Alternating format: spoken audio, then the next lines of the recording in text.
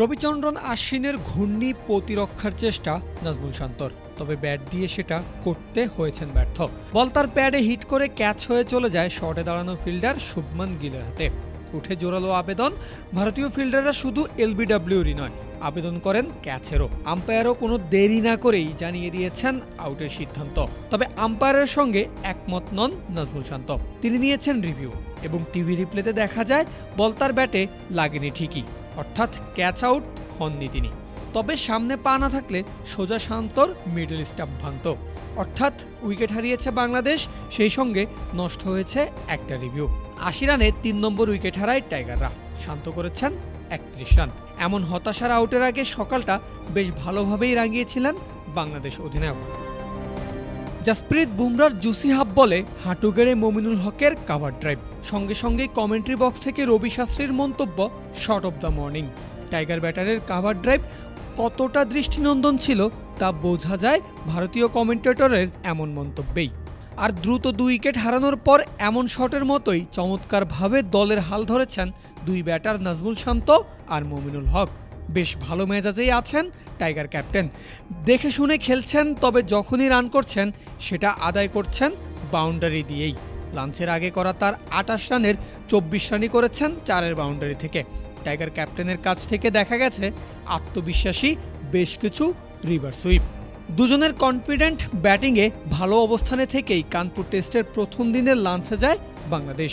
২৬ over শেষে টাইগারদের সংগ্রহ ২ উইকেট হারিয়ে ৭৪ রান। শান্ত অপরাজিত ২৮ রানে, মমিনুল আছেন ১৭-তে। এর আগে সকালটা খুব একটা আশানুরূপ হয়নি বাংলাদেশের। প্রাকৃতিক ও নিরাপদ জিরোকেল ক্লাসিকের সাথে এখন পাওয়া যাচ্ছে জিরোকেল স্টেভিয়া।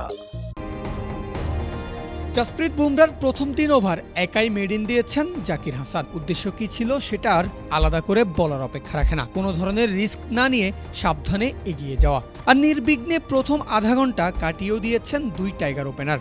তবে নিজেকে বেশিক্ষণ সাবধানী করে রাখতে পারেননি জাকির হাসান।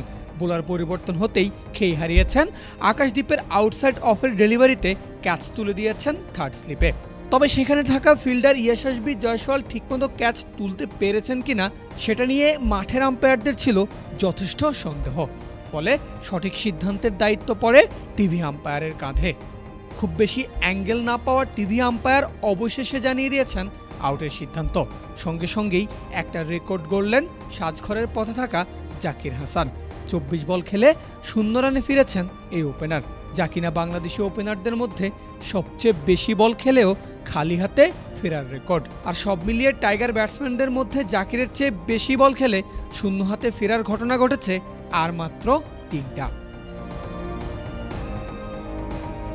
যাই হোক, ২৬ রানে প্রথম উইকেট হারিয়েছে বাংলাদেশ, আর সেখান থেকে দ্বিতীয় উইকেটের জন্য স্কোরবোর্ডে যোগ হয়েছে মাত্র ৩ রান। আবারও আকাশদ্বীপ, এবারের শিকার সাদমান ইসলাম। বল সাদমানকে পরাস্ত করে প্যাডে হিট করতেই জোরালো আবেদন ভারতীয় ফিল্ডারদের, তবে আম্পায়ার দেননি সাড়া। যদিও আকাশ এতটাই কনফিডেন্ট ছিলেন, নিজেই তৎক্ষণাৎ ইশারায় জানিয়ে দিয়েছেন রিভিউ নিচ্ছে ভারত। এবং শেষ পর্যন্ত টিভি রিপ্লেতে দেখা যায় বল হিট করত সাদমানের লেগ স্টাম্পে, অর্থাৎ রিভিউ তো ভারত জিতেছেই, সেই সঙ্গে একটা উইকেটও তুলে নিয়েছেন আকাশদ্বীপ। ৩ রানের ব্যবধানে ২ ওপেনারকে হারালো বাংলাদেশ। এর আগে ভেজা মাঠের কারণে দেরিতে শুরু হওয়া ম্যাচে টসে জিতে বোলিংয়ের সিদ্ধান্ত নেয় ভারত, যা কিনা গত ৬০ বছরের ইতিহাসে কানপুরের এই মাঠের প্রথম ঘটনা। পারভেজ আল হাসান, ক্রিক ফ্রেঞ্জি।